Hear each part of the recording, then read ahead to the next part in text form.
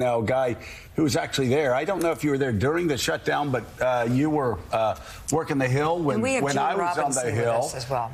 John Bresnahan. Hey, John, you always see with these shutdowns. I mean, we could certainly see. We could figure out when things were going our way, and you could just smell it, and you could smell the fear in the air when Bill Clinton got our number and figured out how he was going to win that shutdown, and we knew we were doomed. And even Gingrich basically knew we were doomed.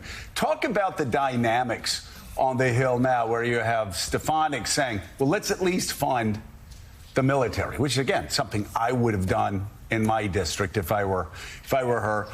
You have these other members saying we need to get back into town. They won't swear in a member that got elected, and he ran everybody out of town in the first place because of the Epstein files. This is not good, and I'm not saying this to a bunch of liberals.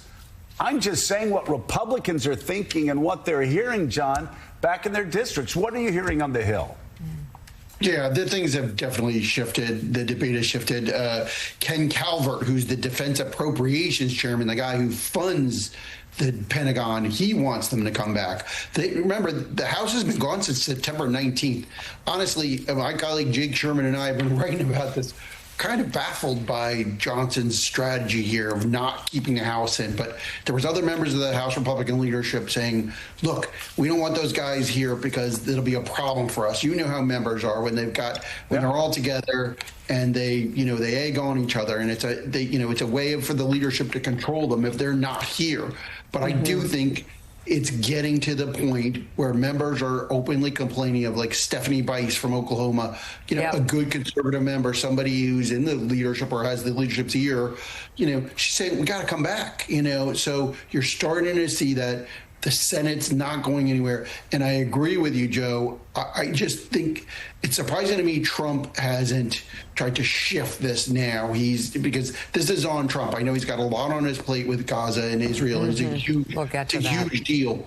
Right. But think about this. The president of the United States may leave the country while the government's shut down.